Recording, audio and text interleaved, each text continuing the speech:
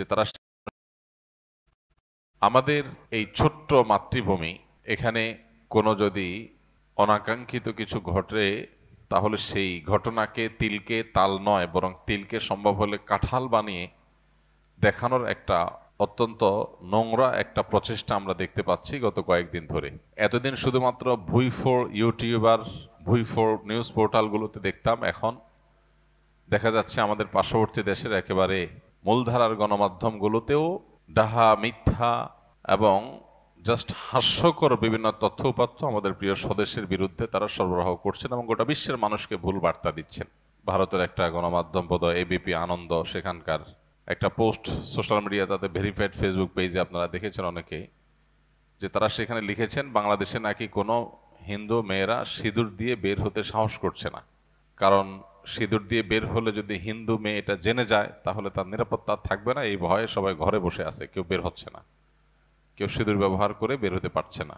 মানুষ মিথ্যা বলে, কিন্তু এরকম দিনের দুপুরে দাঁড়ায়া ডাহা ডাকাতি যাকে বলে, এরকম জোচ্ছুরি এবং এই ধরনের নির্লজ্জ মিথ্যাচারও মানুষ করতে পারে, তাও আবার তথাকথিত মূলধারার গণমাধ্যম বা প্রসিদ্ধ পরিচিত গণমাধ্যমের মতো এ ধরনের প্রতিষ্ঠান থেকে।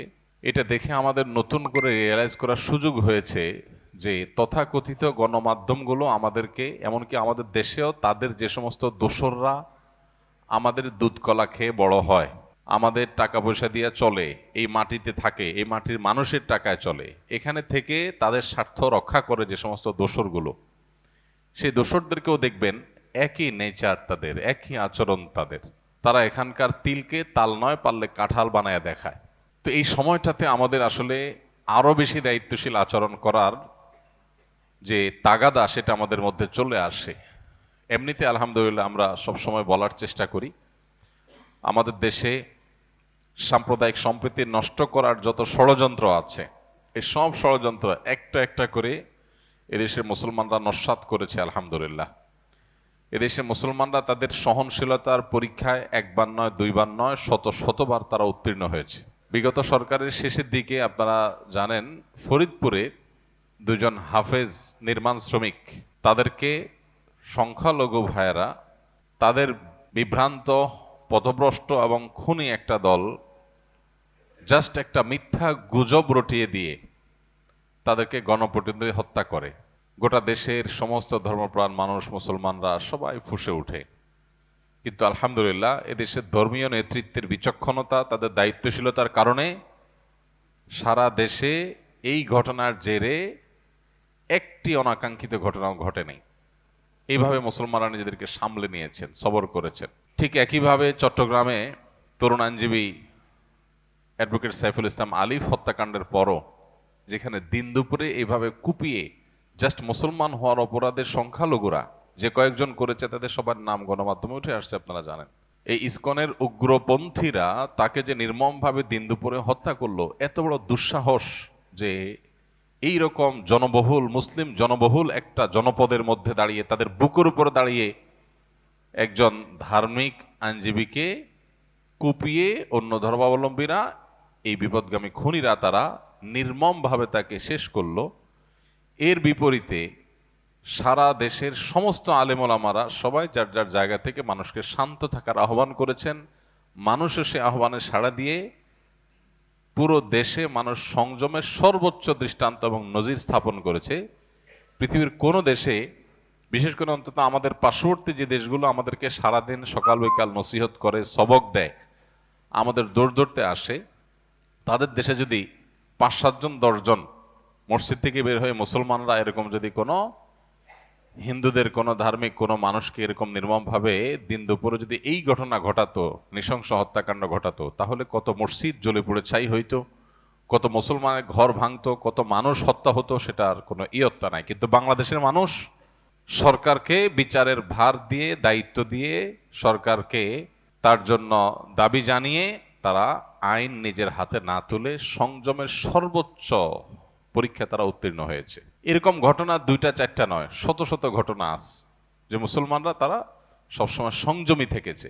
কিন্তু এর পরেও এক শ্রেণীর মিডিয়া, তার একটা ক্ষুদ্র অংশ আছে আমাদের দেশে যারা তাদের দোসর হয়ে কাজ করে, আর বাকি আজকাল আমরা যেটা দেখতে পাচ্ছি আমাদের পার্শ্ববর্তী দেশ থেকে অনবরত উস্কানি দিয়ে দেশের বাইরে বিভিন্ন দেশে বাংলাদেশের মানুষের ভাবমূর্তি ক্ষুণ্ণ করার, বাংলাদেশের মানুষকে খারাপ মানুষ হিসেবে দেখানোর একটা চেষ্টা তারা করছে, অপচেষ্টা করছে। এই সময়টাতে আমাদের শত শত মত পার্থক্য থাকা সত্ত্বেও ঐক্যবদ্ধ হওয়ার সময়। হাজারটা বিষয়ে আমরা মত পার্থক্য করতেই পারি, কিন্তু আমাদের দেশের যে ইমেজ আছে সেই ইমেজটা যদি নষ্ট হয়ে যায় বা আমাদের যদি দুর্নাম করে, আমাদেরকে যদি খারাপ হিসাবে বিশ্বের দরবারে কেউ চিত্রায়িত করার চেষ্টা করে এবং সে যদি সফল হয়, তাহলে দিন শেষে ক্ষতিগ্রস্ত আমরা সবাই হব।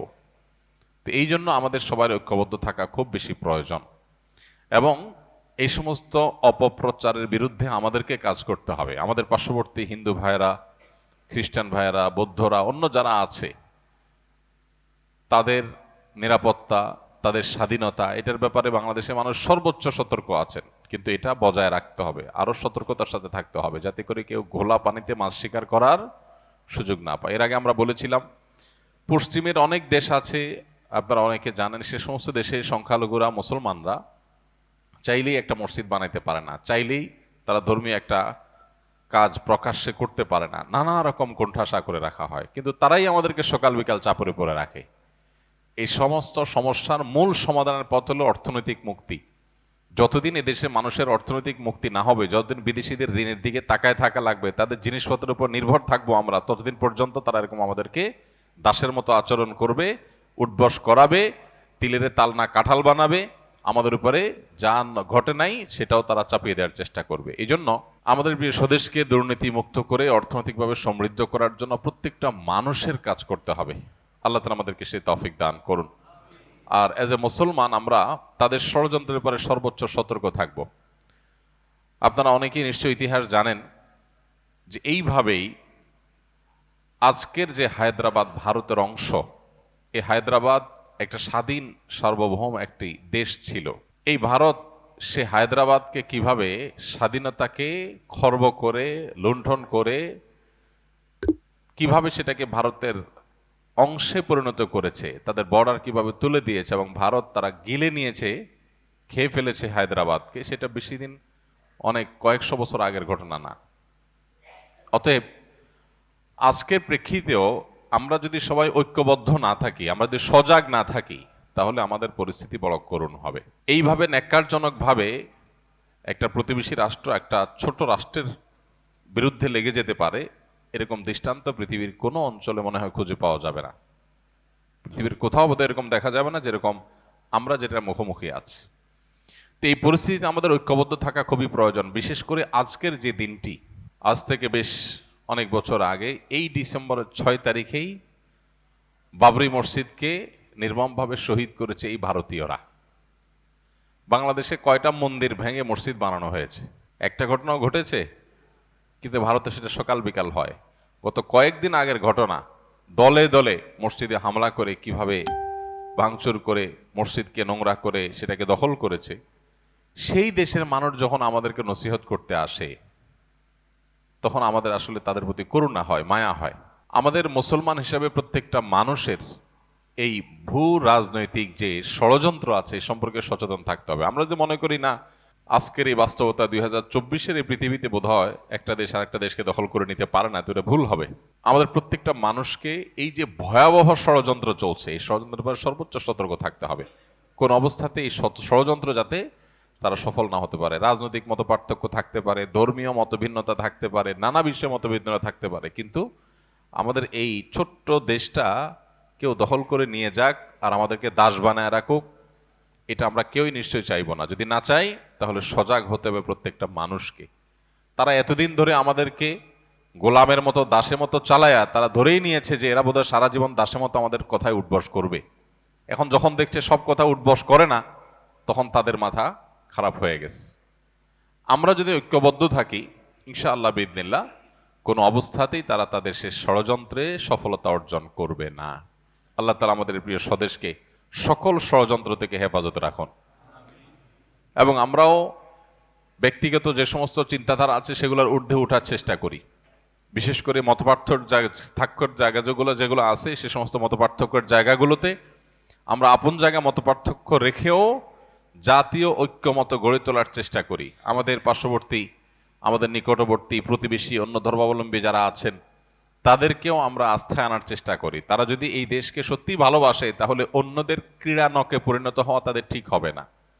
অন্যদের পুতুলের মতো তারা যদি উঠবস করে আর এদেশে মানুষের দুর্নাম করে তাহলে সেক্ষেত্রে এটা হবে সবচেয়ে বড় দুর্ভাগ্য। আমরা এর আগেও বলেছিলাম ভারতের সংখ্যালঘুদের প্রতি যে নির্যাতন চলছে, আমরা সেই নির্যাতনের ব্যাপারে সরব না হওয়ার কারণেই আজকে তারা আমাদের উপরে চেপে বসেছে।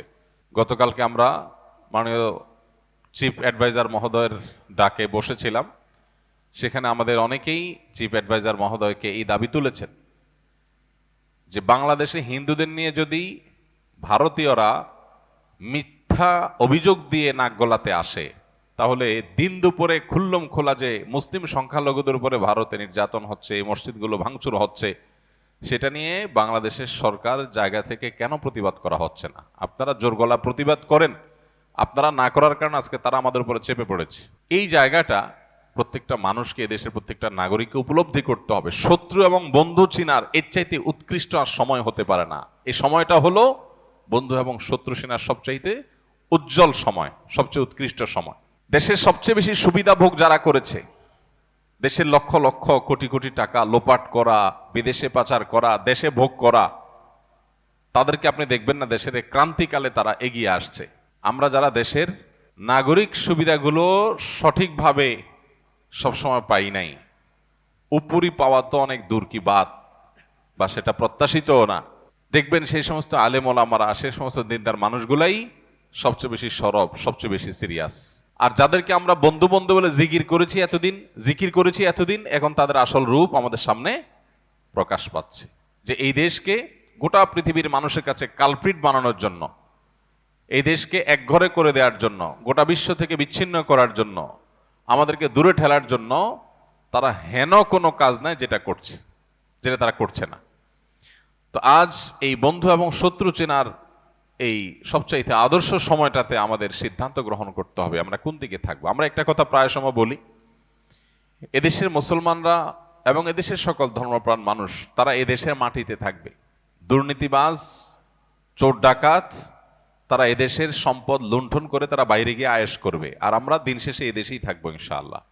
বাঁচলে এদেশে ইনশাআল্লাহ, মরলেও এদেশেই। সো এই দেশ নিয়ে কেউ ষড়যন্ত্র করবে, শয়তানি করবে, দুর্নাম করবে, আর আমরা বসে থাকবো, এটা কোনোদিনই হবে না ইনশাআল্লাহ। আমাদের ঐক্যবদ্ধ থেকে এটা মোকাবেলা করতে হবে। এবং এই মোকাবেলার জন্য এই ভূ রাজনৈতিক যে শয়তানি এবং চক্রান্তগুলো আছে এগুলো আমাদেরকে খুব গভীরভাবে পর্যবেক্ষণ করতে হবে। আপনার একটা জিনিস খুব ভালোভাবে লক্ষ্য করেছেন যে কিছুদিন আগে যখন জাতীয় সঙ্গীত নিয়ে একটা আলাপ উঠলো, যে জাতীয় সঙ্গীত এটা কি বাংলাদেশের জন্য লেখা হয়েছিল নাকি অবিভক্ত বাংলার জন্য তৈরি করা হয়েছিল? অবিভক্ত বাংলার জন্য যদি লেখা হয়ে থাকে, আমার সোনার বাংলা বলতে যদি গোটা পশ্চিম বাংলা আর এ বাংলা দুইটাকে বোঝানো হয়ে থাকে, তাহলে সেক্ষেত্রে সেটা কিভাবে বাংলাদেশের জাতীয় সঙ্গীত হয়? এই দেশের জন্য তো এটা লেখা হয়নি, এটাতে লেখা হয়েছে ভারতের একটা অংশ আর দেশের একটা অংশের জন্য। রবীন্দ্রনাথ যখন লিখেছেন তখন তো এদেশের জন্ম হয়নি, তাহলে এটা কিভাবে দেশের জাতীয় সঙ্গীত হইতে পারে?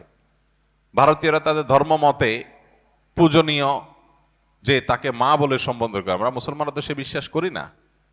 তাহলে এই জাতীয় সঙ্গীত কিভাবে আমাদের দেশের জাতীয় সঙ্গীত হতে পারে? এটা একটা আলাপ উঠছে, এটা কোনো চূড়ান্ত বিষয় না যে হ্যাঁ তাহলে বাদ দিয়ে ফেলতে হবে, দিয়ে ফেলছে বা কিছু। এই আলাপ উঠার পর আপনারা দেখছেন বাম পাড়ায় আগুন ধরেছে, তারা এটা নিয়ে এমন ভাবে আওয়াজ তুলেছে মনে হচ্ছে দেশ শেষ হয়ে গেল। কিন্তু এখন দেশের স্বাধীনতাই যখন হুমকির মুখে, সার্বভৌমত্ব যখন হুমকির মুখে, দেশের বিরুদ্ধে সকাল বিকাল যখন মিথ্যাচার চলছে, তখন তাদের সবার মুখে কুলুপ। এই মানুষগুলো শয়তানি যুগ যুগ ধরে আলেম ওলামারা আপনাদেরকে বলে আসছে, আপনারা হয়তো কেউ বিশ্বাস করেছেন, কেউ করেন নাই। এখন সময় এসেছে প্রকৃত শয়তান দেখার খায়েশ যদি থাকে কারোর, তো এদের চেহারার দিকে সকাল বিকাল তাকালেই শয়তান দেখার খায়েশ পুরা হয়ে যাবে। যে মানুষরূপী শয়তান কিভাবে হয়, মানুষ কতটা ভণ্ড হয়, কতটা ইতর শ্রেণীর হয়, কতটা মানুষ বিচারী হয়, মুনাফিক হয়, এটা এদেরকে না দেখলে বোঝার কোনো উপায় থাকবে না। তারা দেশের প্রেম আর দেশের মায়া এমন ভাবে জিগির করবে। আজ বহু বছর ধরে আলেমুল আমাদেরকে আসামের কাঠগড়া দাঁড় করে রাখছে। আলেমুল আমারা দেশের কোনো সুবিধাই ভোগ করে নাই, না সরকারি কোয়ার্টার পাইছে, না সরকারি টাকা পয়সা লুট করছে, না অন্য কোনো কিছু। কিন্তু দেখবেন দুর্দিনে সবার আগে জান দিয়া, জীবন দিয়া আলেমুল আমারা সবার আগে চলে যাচ্ছে। ভাইরা আমার, এই তথাকথিত সুশীল শয়তানগুলোকে এবং তাদের শয়তানিগুলোকে চিহ্নিত করার সময় আমাদের আসছে। মসজিদের মেম্বরগুলো থেকে এখন এই আওয়াজ উঠছে, দেশকে ধ্বংস করার যে চক্রান্ত ইসকন করছে, তাদেরকে আর এদেশের শান্তিপ্রিয় হিন্দু ধর্মাবলম্বীদেরকে আমরা এক করে ফেলতে চাই না, গুলিয়ে ফেলতে চাই না। হিন্দুত্ববাদ এক জিনিস আর হিন্দু আরেক জিনিস। এদেশের যারা হিন্দু ভাইরা আছেন, বৌদ্ধ খ্রিস্টানরা আছেন, তারা শান্তিপ্রভী দেশের নাগরিক, তাদের সে অধিকার আছে। তারা নির্ভয়ে দেশে তাদের সকল কার্যক্রম পরিচালনা করবেন, কেউ সেখানে বাধা দিতে যাবে না। গত দুর্গাপূজার সময় আপনারা দেখেছেন মাদ্রাসার ছেলেরা, মসজিদ থেকে মুসল্লিরা কিভাবে বের হয়ে মন্দিরগুলো পাহারা দিয়েছে। পৃথিবীর কোন দেশে এটা দেখানো যাবে? এই দেশে আছে। এদেশের হাজারটা দোষ আপনি বলতে পারবেন, কিন্তু এদেশে মানুষের ধর্মীয় সহনশীলতা, এটার নজির পৃথিবীর অন্য 10টা দেশে আপনি খুঁজে পাবেন না সচরাচর। কিন্তু এরপরেও আমাদেরকে দোষী বানানো হচ্ছে। এখনো যদি আমরা সরব না হই, সজাগ না হই, এসব শয়তানদের শয়তানিকে মোকাবেলা করতে ঐক্যবদ্ধ না হই, তাহলে এক সময় দেখা যাবে আমাদের পায়ের তলার মাটিটা নেই, হাতছাড়া হয়ে গেছে। তখন আফসোস করে আর কাজ হবে না। আমাদের পাশে হায়দ্রাবাদ সহ বহু নজির আছে, সিকিম আমাদের পাশে আছে।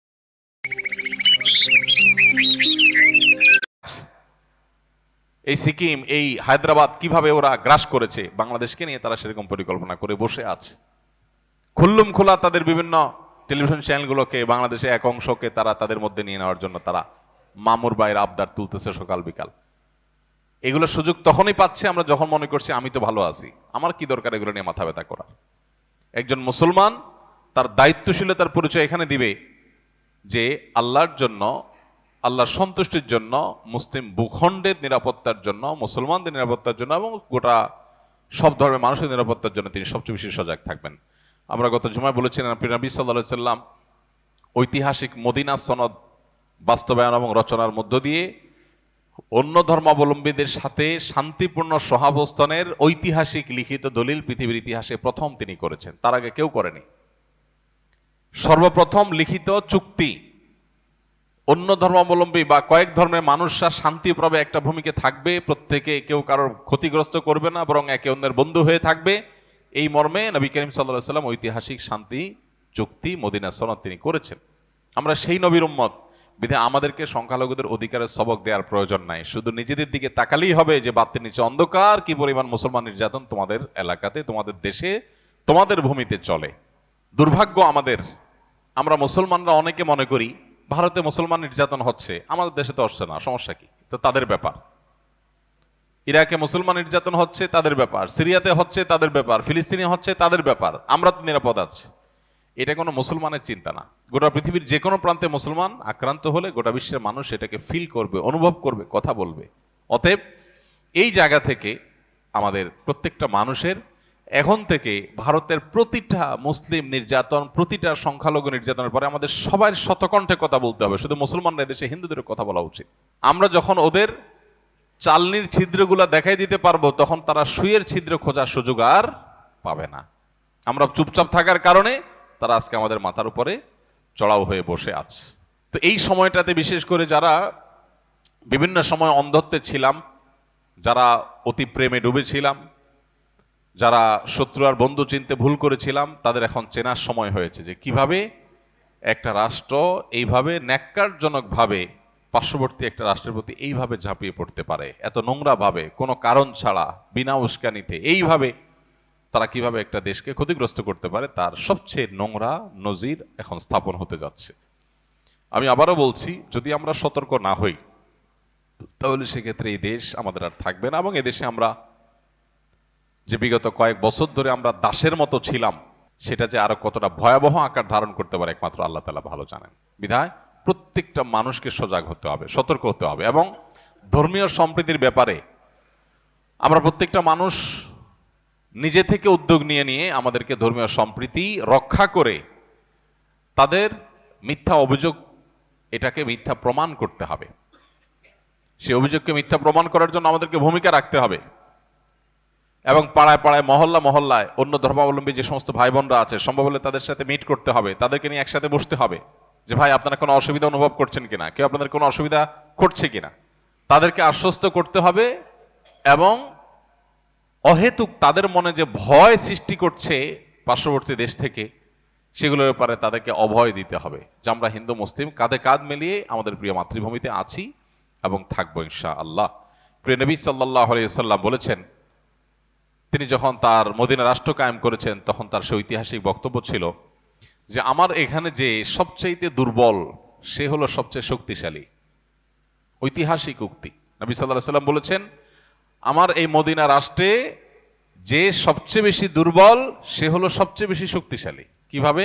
যে ব্যক্তিকে সবাই কোণঠাসা করে রাখে, দুর্বল করে রাখে, ভীত সন্ত্রস্ত করে রাখে, দমিয়ে রাখতে চায়, চাপিয়ে রাখতে চায়, তার অধিকার কেড়ে নিতে চায়, তাকে দুর্বল করে রাখতে চায়, যে দীনহীন মিসকিন অসহায়, এই মানুষটা নবী সাল্লাল্লাহু আলাইহি ওয়াসাল্লাম তাকে বলছেন যে মদিনার রাষ্ট্র তোমার সাথে আছে এবং রাষ্ট্র তোমাকে সঙ্গ দিয়ে শক্তিশালী করছে, যে তোমার হাতের সাথে রাষ্ট্রের হাত আছে, তোমাকে কেউ দুর্বল যেন করে ফেলতে না পারে।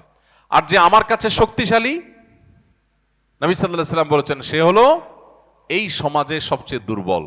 অর্থাৎ তাকে দুর্বলের মতো ট্রিট করা হবে, তার শক্তির কারণে তাকে কোনো কম্প্রোমাইজ করা, সিম্প্যাথি দেখানো, কোনো ছাড় বা সুযোগ দেওয়া হবে না। সবচেয়ে দুর্বলের মতো আচরণ তার সাথে কথা হবে, যে সবচেয়ে বেশি শক্তিশালী।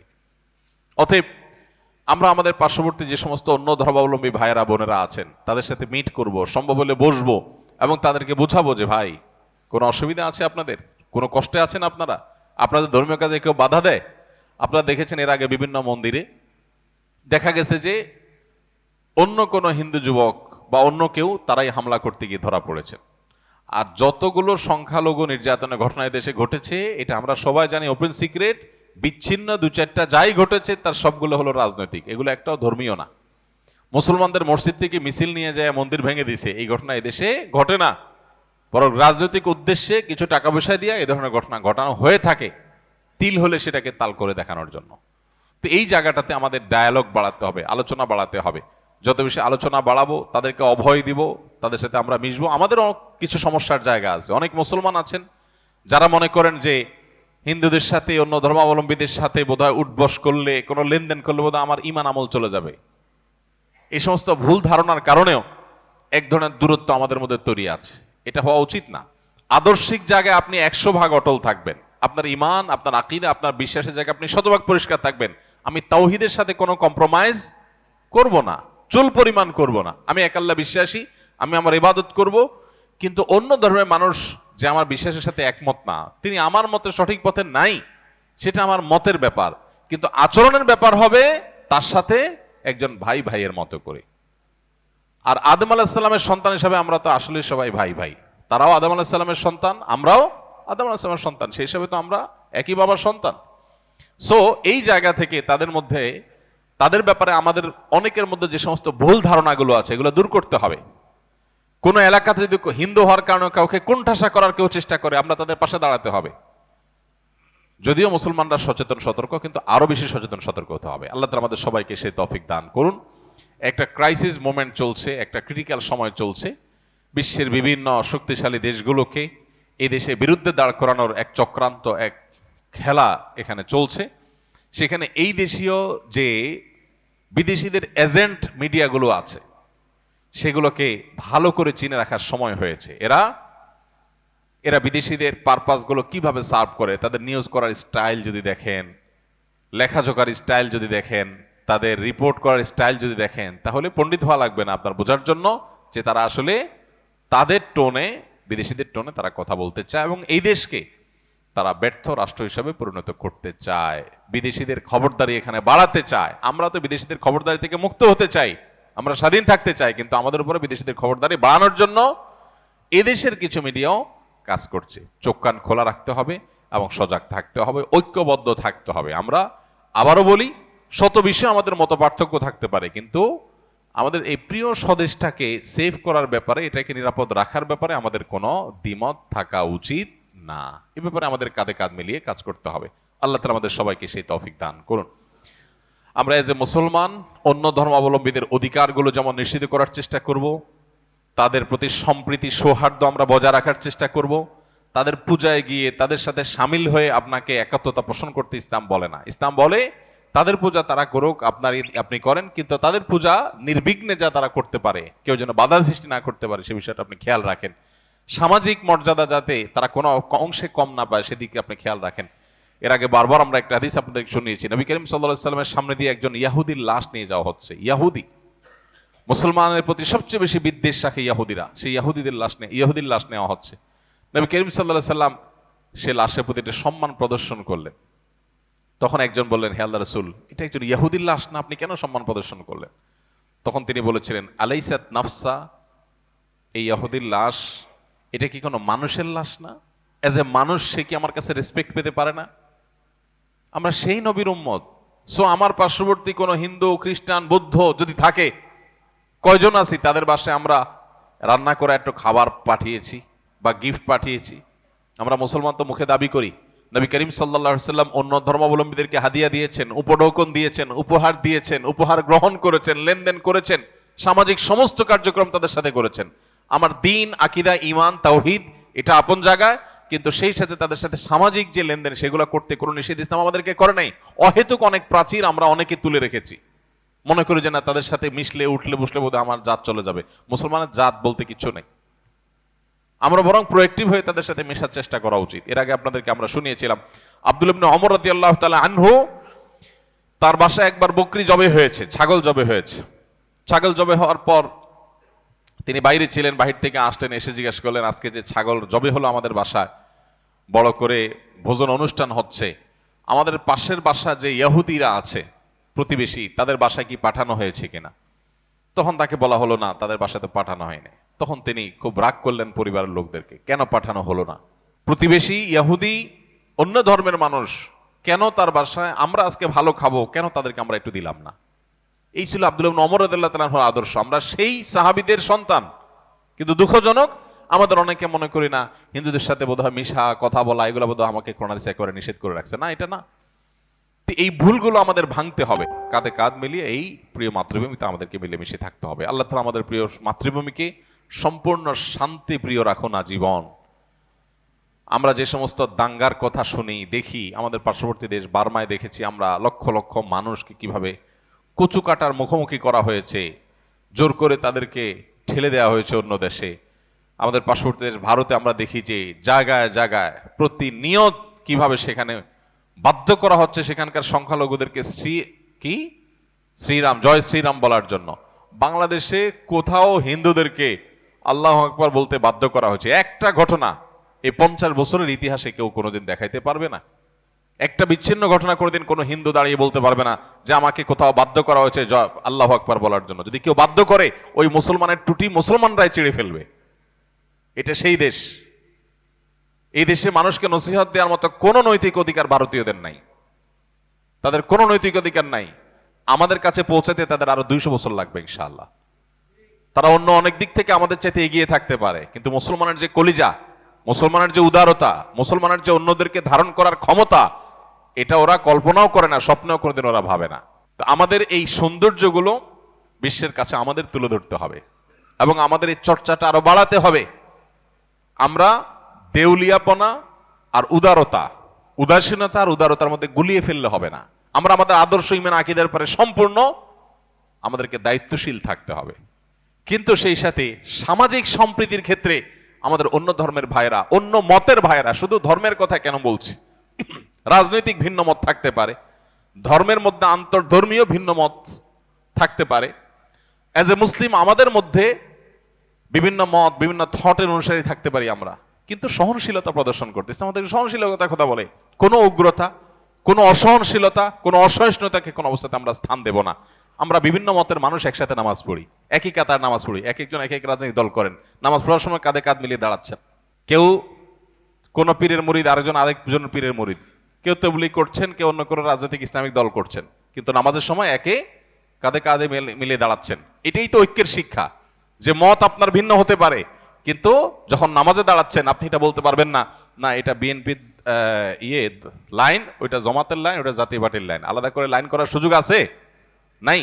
যদি করেন তাহলে আপনার নামাজ নিয়ে টানাটানি শুরু হবে। ইসলাম আপনাকে এতটা উদার হতে বলেছে যে ভিন্ন মত থাকতে পারে, কিন্তু এই ভিন্ন মতের মধ্যেও ডক্টর খন্দকার আব্দুল্লাহ জাহাঙ্গীর যেটাকে বলতেন বৈচিত্র্যময় ঐক্য, আল ইত্তেহাদ মা আল ইখতিলাফ, যে আমরা বিভিন্ন রকমের মতে থাকা সত্ত্বেও একটা জায়গায় আমরা এক, একটা না, বহু জায়গায় এক।